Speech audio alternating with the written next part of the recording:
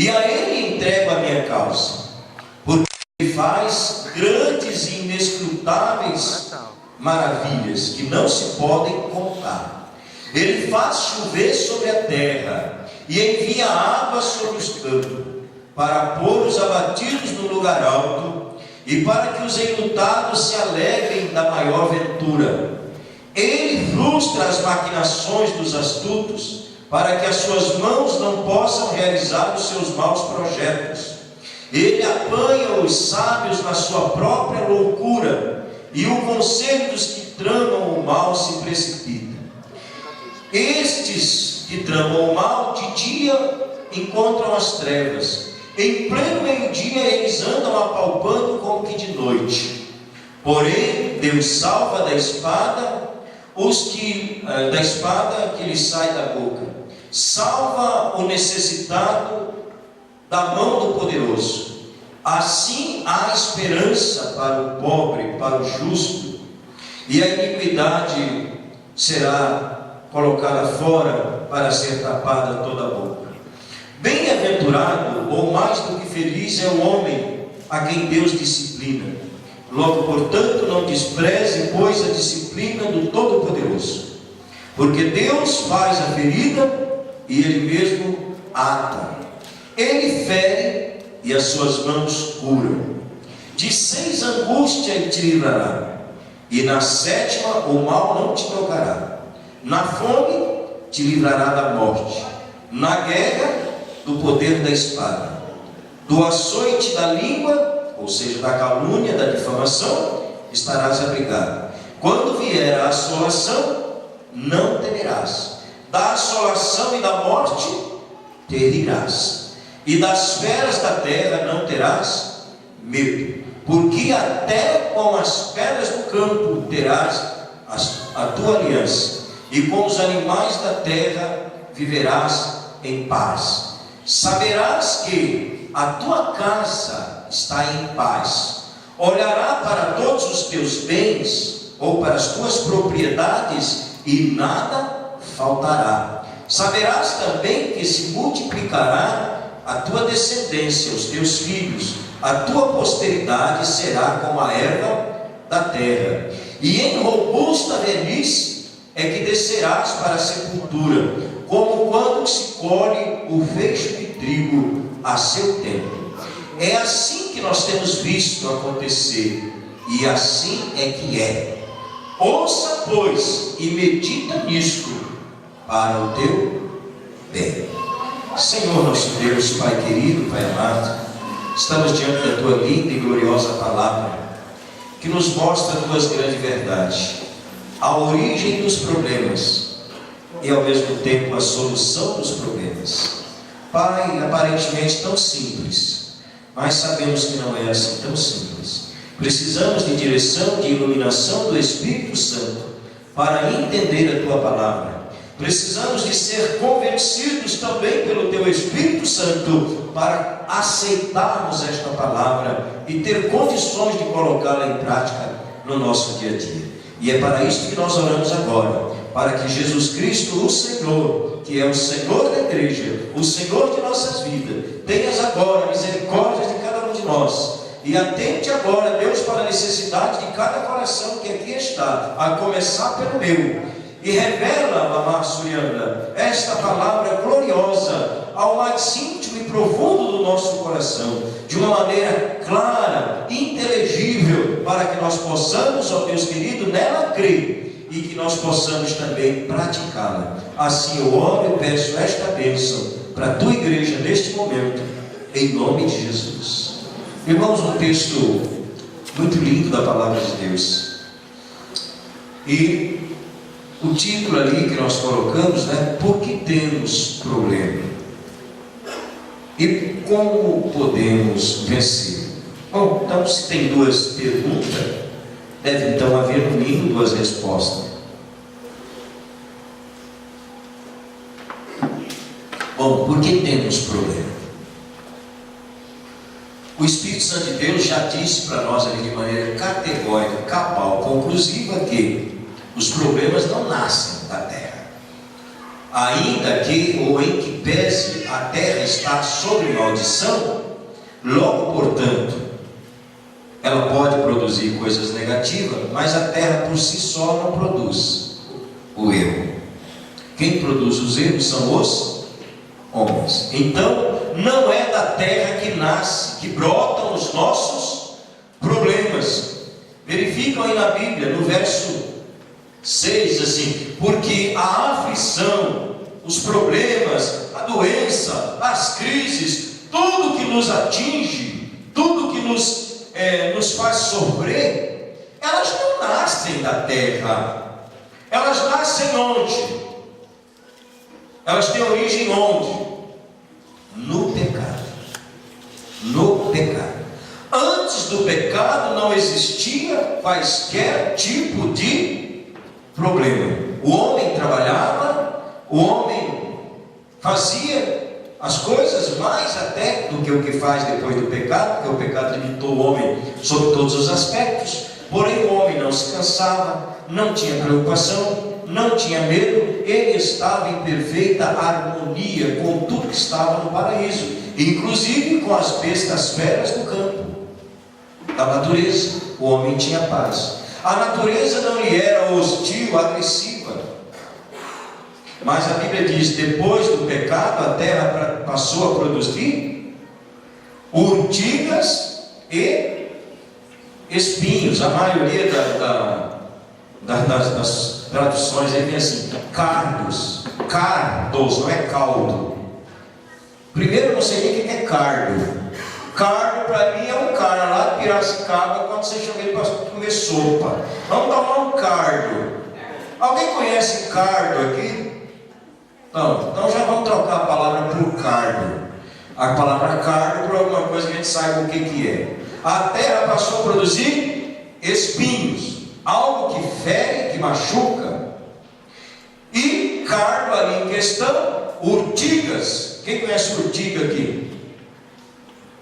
Já encostou em uma folha de urtiga? Você queima na hora, cresce bolha. Então a natureza geográfica, ela já passou a ser hostil. Espinhos, urtiga e os insetos que antes não agrediam o homem, agora agride. A formiga, o pernilongo, a abelha, a mutuca. Nós dormimos num restaurante chamado Mutucão, né? E até vi umas moscas bem grandes. Mas eu já sei, por isso que chama Mutucão, que a mosca ali era grande, né? Misericórdia. Mas aí, irmãos, a natureza passou a ser um problema para o homem. Os animais passou a ser um problema para o homem e uns para os outros. Você já viu a guerra que é na natureza? Assiste esses programas aí, National Geographic e outros tantos aí. Você vê que é um querendo comer o outro. É uma luta para a sobrevivência. Tudo isto teve consequência, teve origem quando? No pecado. Eu digo isto porque, para quê? Para que você entenda que há problemas que acontecem com você e comigo, que muitas vezes eu não sei nem de onde veio, mas eu preciso originalmente entender que se não existisse pecado, eles não existiriam também. Então todo e qualquer problema tem como consequência primária o pecado. Agora tem que se entender também que, aí você pode dizer, era o grande caso de Jó. Jó era um pecador? Não. O que aconteceu com ele foi que Deus permitiu ele passar por tudo aquilo para deixar para nós um legado de como se deve proceder diante das dificuldades. Então Jó não estava em pecado. Mas há casos de pessoas que nem é o caso de Jó. Jó estava numa prova. Deus tinha algo para fazer através de Jó para nos ensinar. Mas tem pessoas que o que ele está aprendendo não é nem para ele ensinar. Tem problemas que estão ali, o camarada não sabe de onde veio, nem porque ele está ali. Alguns, como no caso daquele cego de nascença, no capítulo 9 de João, não é? Há um homem cego há mais de 38 anos, há 38 anos, está lá o relato, e ele era cego de nascença. E alguém diz assim: Jesus, quem pecou para que ele nascesse cego? O pai? A mãe? Ele ou qualquer outro? E Jesus diz: ninguém.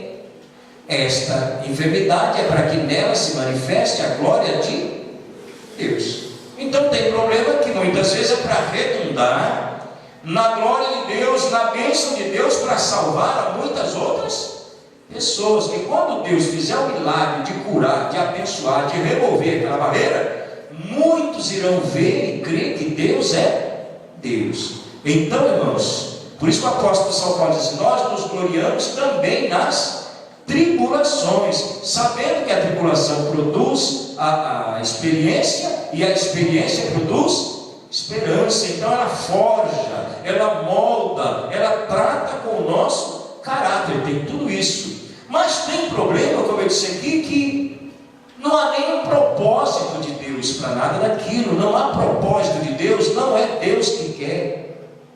Ai, pastor, mas nada acontece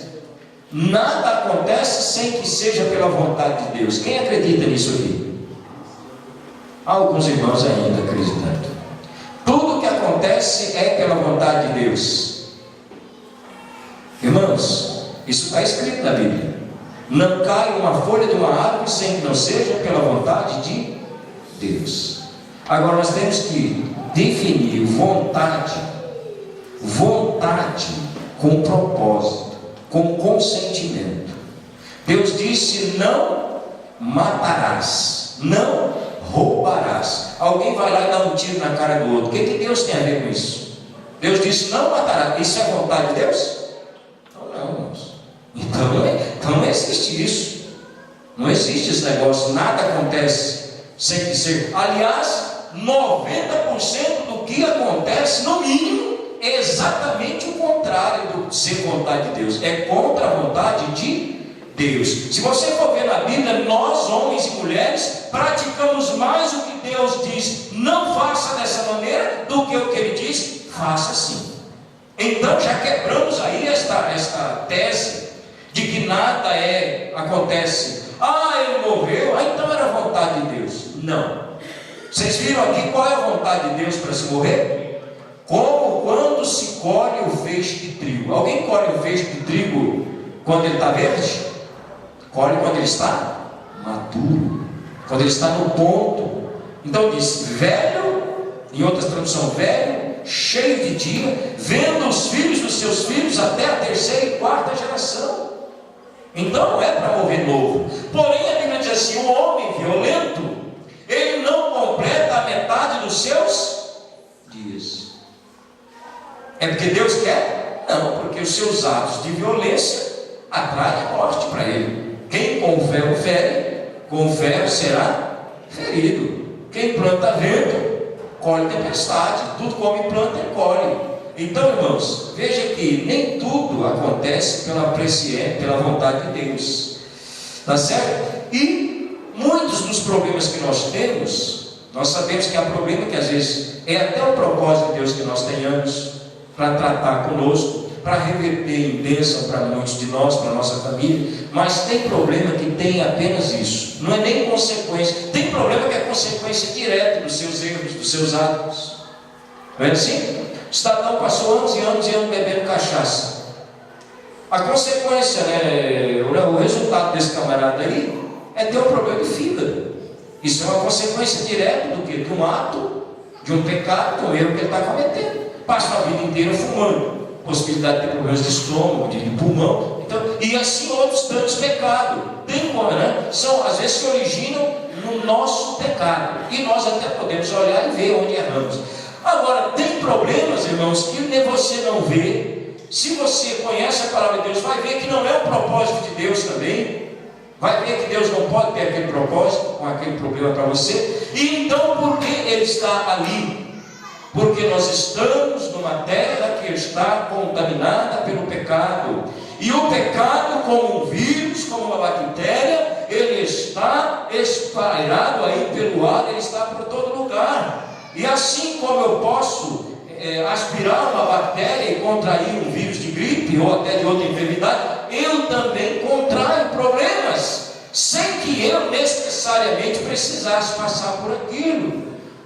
No livro de Eclesiastes, a palavra de Deus diz assim, também em Provérbio: porque o sol brilha sobre todos, sobre bons e sobre mal. A chuva cai sobre todos, sobre bons e sobre mal. Então, assim como muitas das bênçãos de Deus caem sobre a humanidade como um todo, muitas das consequências do pecado também caem sobre a humanidade, sem que cada um particularmente tenha tido uma parcela de culpa para que aquilo acontecesse. Então, queridos, aí já está alguma das explicações. Por que nós temos problema? Porque estamos num mundo que está cheio de problemas e podemos ser envolvidos neles, direta ou indiretamente, não é? A Bíblia diz assim: aquele que é santo, permaneça santo, e o maligno não lhe toca. Isso é uma verdade absoluta. Agora, alguém que está nessa condição não tem nenhum problema? E teve um montão de problema. Então, irmãos, mesmo sendo o mais santo dos santos, nós teremos problema. Por quê? Porque estamos neste mundo de problema. Estamos aqui num mundo cheio de problema. Agora, o que nós precisamos entender? Que os problemas do mundo são para quê? Para ser vencido. O que disse Jesus? Tende bom ânimo, porque eu venci o mundo. Então Jesus teve problema? Teve. Mas venceu a todos os problemas. E é isso que nós precisamos entender.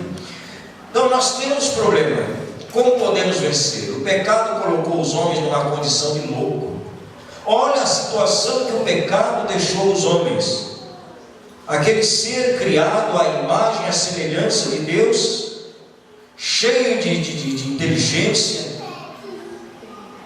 agora ele se torna o quê? Um louco. A Bíblia diz no Salmo 14, verso 1, que o homem sem fé, o homem que não conhece a Deus, o Salmo 14, verso 1, chama o homem de louco. Diz assim: disse o louco no seu coração, não há Deus. E acho que no 51 também está repetido a mesma coisa. O louco disse, não há Deus. Eu não creio em Deus. Eu não creio em Deus. Esse negócio de Deus, não creio. Outro ato louco que o homem também comete: o homem achar, o homem, a mulher, o ser humano, achar que ele pode ser feliz, que ele pode ser abençoado, que ele pode se tornar grande, que ele pode ser próspero, sem a presença de Deus. Há pessoas, há muitos que pensam isso. Mas aqui no verso 3 diz assim, no verso 3 do capítulo 5 nós também: bem vi o louco. Quem é o louco aqui? Não é o que está atacando pedra, não. É aquele que ignora a realidade de que ele necessita e precisa de Deus. Diz assim: bem vi um louco lançar raízes, não entendendo que sua casa ou que suas riquezas eram malditas. Porque o que tem nessa terra? A terra está sob maldição. O que é que tira a maldição das coisas? A presença de Deus em nossas vidas, as nossas orações. Então tudo quanto nós adquirimos, nós precisamos abençoar e orar. Por quê? Porque elas têm como origem primária um campo de maldição. Quando vem para as nossas mãos, elas se tornam benditas. Nós oramos, nós santificamos, né? Por isso alguém não sabe, por que nós damos dízimo? Porque tem que ajudar a igreja? Não, porque se fosse assim, dízimo teria sido instituído por Moisés quando ele fundou a igreja. 500 anos antes, Abraão, 500 anos antes de Moisés, já dava o dízimo de tudo quanto tinha, não é? Jacó faz um voto com Deus assim: se o Senhor me abençoar, me der pão para comer e alimento, roupa para vestir, me guardar nesta minha jornada por as terras de minhas peregrinações, eu dou ao Senhor o dízimo de tudo quanto Ele me der. 400 anos antes de Moisés. Se você for ver o primeiro e o segundo homem, Abel e Caim, que entrou numa disputa, já foi por conta de quê? Esse negócio de dízimo e oferta dá confusão desde o começo e vai até o fim, assim. Agora, Deus continua abençoando o que está agindo de maneira correta. Abençoou Abel, e o Caim se lascou, porque, não é? não entenderam como devia se fazer, acabou mal. Então, irmãos, mas para você veja que há uma bênção em cima dessa questão aí, é que o dízimo ele santifica as tuas finanças. Não é para suprir necessidade de igreja, senão Abel não teria dado dízimo, Abraão não teria dado dízimo, Isaac não teria dado dízimo, ninguém lá no passado dava, porque não tinha igreja para manter, mas tinham as suas vidas para ser abençoadas. Então eles ofereciam sacrifícios, ofertas a Deus e coisas outras. Então, querido, como nós precisamos entender os princípios da bênção de Deus, que passa por tantas coisas, e a falta de fé em Deus faz com que tudo que nós temos não tenha também o que? A bênção de Deus. O louco, aquele que pensa que pode ser abençoado sem Deus, ele está cometendo um ato insano. Lá em 2 Coríntios está escrito que não conhecendo a justiça, em Romanos também, não conhecendo a justiça de Deus, cada um procura estabelecer a sua própria justiça. Não conhecendo a sabedoria de Deus, estabelece a sua sabedoria, dizendo-se sábios, tornam-se loucos a tal ponto de achar que podem viver sem, e ser inclusive abençoados sem Deus, esquecendo da palavra lá de João capítulo 15 verso 5, onde Jesus diz assim: sem mim nada podeis fazer. Então, irmãos, onde se origina o pecado? Nasce da terra? O pecado nasce nos atos dos homens. Quando o primeiro homem pecou, ele trouxe o pecado, e o pecado foi corrompendo os atos de todos nós. E assim o pecado nasce de nossas próprias atitudes. Muito embora, eu já disse aqui que nós podemos ser vítima de situações que não teve problema, não teve origem nos nossos pecados, no meu especificamente, é consequência do pecado que está sobre toda a terra. Então nós temos que entender o que? O pecado chegou aos homens de tal maneira que os levou a pensar que podem ser grandes, esquecendo-se da palavra de Deus que diz que sem mim nada podeis fazer.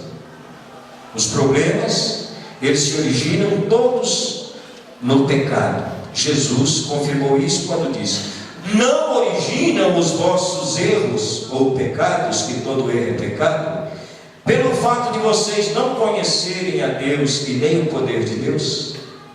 Então, onde tem origem o pecado? Na falta do conhecimento, na falta de obediência à palavra de Deus. Então, toda a origem dos nossos erros é porque de alguma forma nós não estamos conhecendo a palavra de Deus, ou às vezes temos a informação, mas não conseguimos vivê-la na íntegra como a palavra diz. Por isso, de alguma forma, nós temos problemas, uns mais, outros menos.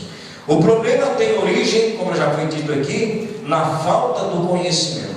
Agora vem como vencer o pecado, porque o problema ele vem, porque eu disse que todos nós teremos problema. Agora, para vencer, como é que nós temos que ter? Temos que ter o quê? Conhecimento da palavra de Deus. Vocês se lembram da luta maior que Jesus Cristo teve? Não foi tanto a cruz. Antes da cruz, Jesus começou o seu ministério enfrentando uma guerra e terminou o seu ministério vencendo uma guerra. A morte de cruz era a vitória, não é? Vitória sobre a morte. Mas lá no começo tem a tentação de Jesus. E como foi que Jesus Cristo venceu aquela guerra? Com a palavra de Deus. O diabo disse: olha, se tu és o Filho de Deus, transforma estas pedras em pães. Ele disse: nem só de pão vive o homem, mas de toda a palavra que procede da boca de Deus. Palavra que estava escrita.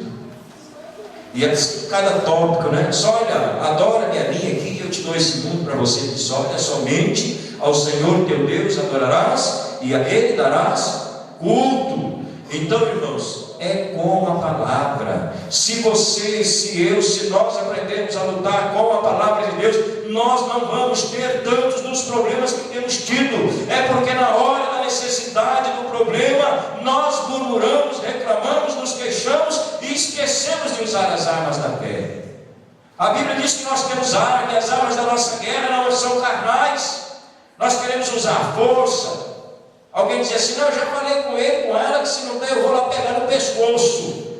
Irmão, você não vai vencer ninguém, nem coisa alguma pegando no pescoço de ninguém, nem arregaçando a manga e resolvendo no braço. Estas armas são das trevas, são carnais, são diabólicas, humanas, e não servem para vencer. Para vencer nós temos que confiar em Deus, porque o homem perdeu a bênção e deixou o pecado. Entrou no mundo quando? Entrou no mundo quando? Quando deixou de crer. Deus disse: não comas, ele disse: como. Deus disse: não é, ele disse: é. Não faça, faço. Então, irmãos, pela desobediência a desgraça e os problemas entraram. Pela obediência os problemas saem. Obediência é a palavra de Deus, mas não aquela obediência passiva, tipo obediência de sei lá, de alguns tempos da história humana, e talvez até hoje em algumas culturas, há pessoas que absorvem um padrão de santidade, que a gente chama de passivo. Na nossa cultura não tem muito isso, mas no Oriente, na Ásia, entre os indianos em especial, tem pessoas que tornam semideus. Ele é capaz de passar 30, 40 dias em cima de uma tábua, naquela posição ali, vestido com aquelas roupas, sem comer, sem beber. Ele está numa atitude de jejum e santidade. Isso é verdade? Não. Isso não é santidade que agrada a Deus. Pelo contrário, as pessoas chegam lá, tem um livro, né? Quem faz seminário, acho que já tem que ler esse livro, chamado de A Morte do Guru, de um escritor indiano chamado Ashwani. Esse livro, ele conta a história do pai dele, que com 6 meses de casado, a mãe dele esperando ele, o pai dele virou esse guru aí, e passava até 60 dias sem comer, e às vezes 30 dias de perna cruzada. A única coisa que fazia era gemer, os mantras, né? Para o controle de mente. E as pessoas faziam fila para quê? Para passar a mão nele, acreditando que seriam abençoados. Isso é bênção ou maldição? Maldição, porque quem é digno de ser louvado, adorado, cultuado, não é? A viúva do fluxo de sangue disse: eu vou passar a mão lá na veste de Jesus. Se eu tão somente tocar nas vestes dele, eu sei que eu vou ser curado. Mas Jesus é Deus, agora homens não. Então, irmãos, quando nós não conhecemos as coisas de Deus, até para ser santo nós pecamos. Quando a gente estuda a história eclesiástica secularizada aí, a gente vê que houve muitos padres que, a pretexto de jejum, morreram de fome. Fizeram jejum tão longos que definharam e morreram. E sabe para onde foram? Inferno. Por quê? Porque esse tipo de jejum é o que agrada a Deus. Jejum é feito para glorificar a Deus e não para matar a minha vida. Isso é suicídio. E a Bíblia diz que os suicidas, os homicidas, não herdam o reino dos céus. Então, querido, como nós erramos, outros de nós, diante dos problemas, nos descabelamos, às vezes amaldiçoamos aquilo que Deus tem colocado em nossas mãos, choramos demais, queixamos. A Bíblia diz que a vitória não é dos queixosos. Do que se queixa o ser humano? Queixe-se cada um dos seus próprios pecados.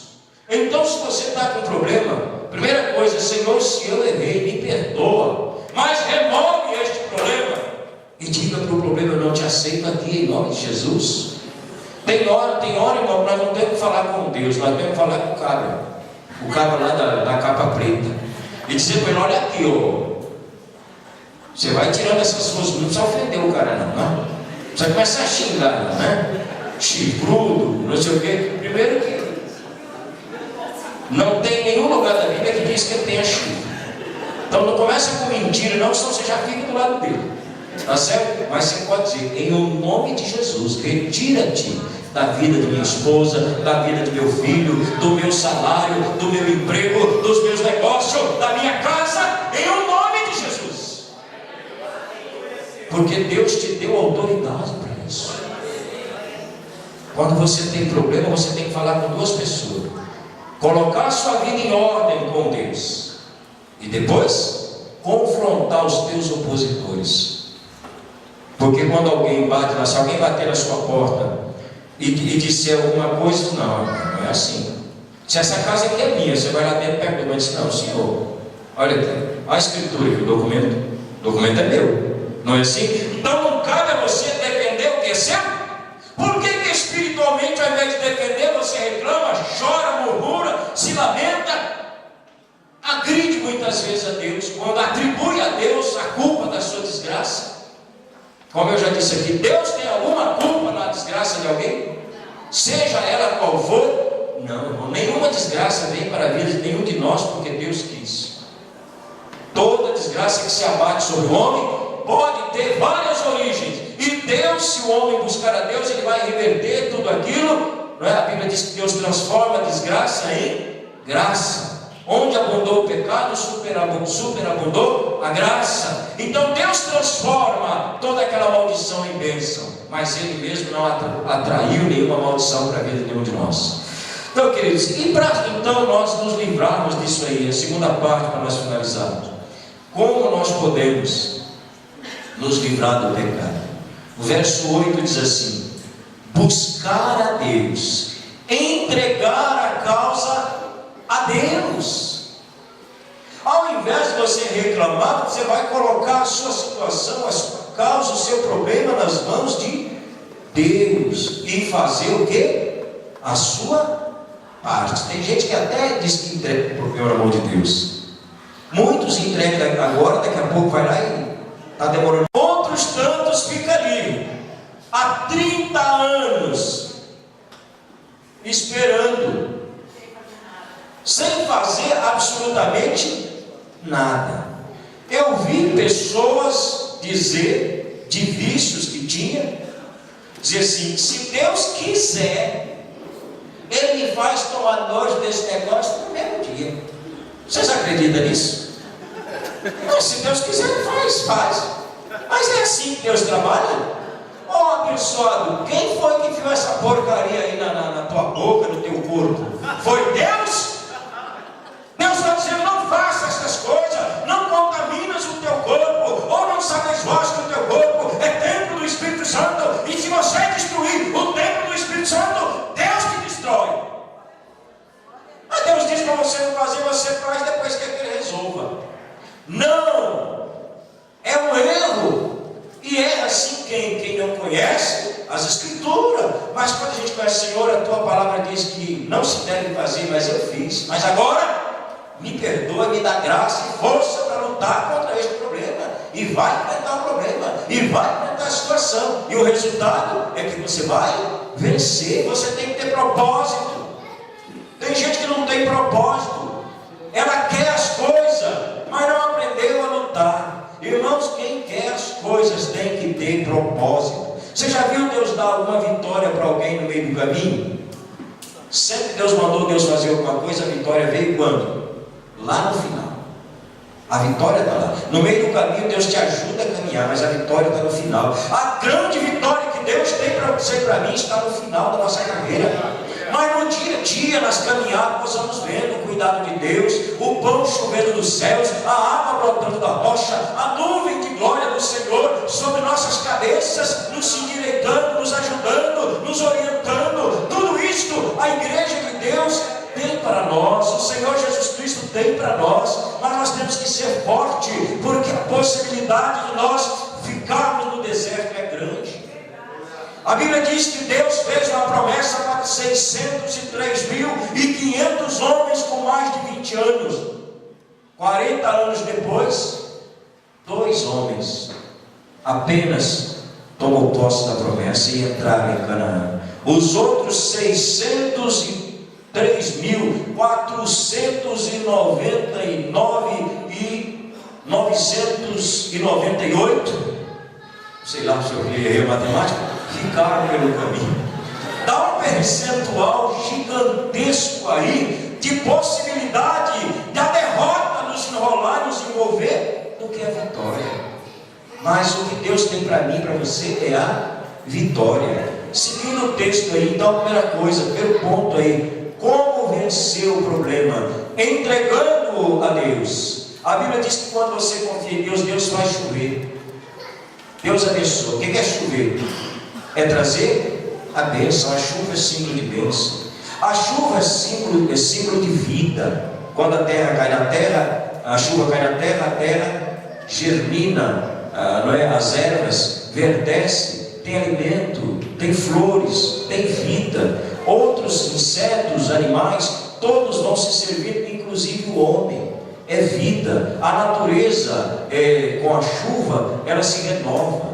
No entanto, sem a chuva, ela definha, ela resseca. Então, falando de chuva nas nossas vidas, significa bênção, renovo, restauração. A água, ela lava, ela refrigera, ela traz alívio, ela traz alegria, ela traz gozo, ela traz paz, ela traz tudo. Quando você coloca o problema na mão de Deus, Deus começa a derramar estas coisas que são importantes para você mudar a situação da sua vida. O problema você põe na mão de Deus, está crendo e agindo, as alegrias começam a vir. Antes mesmo da solução do problema, você já é uma outra pessoa.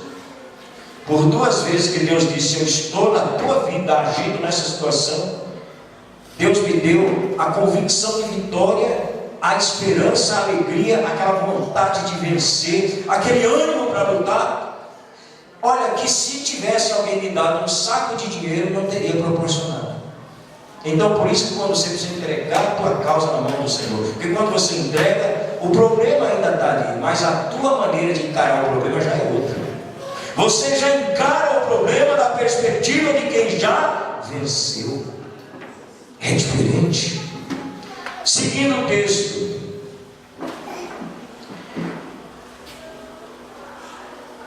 diz assim: Deus, porém, salva, verso 15, da espada que sai das bocas malignas. Irmãos, Deus nos defende das acusações, Deus nos defende das calúnias. Deus faz que haja esperança.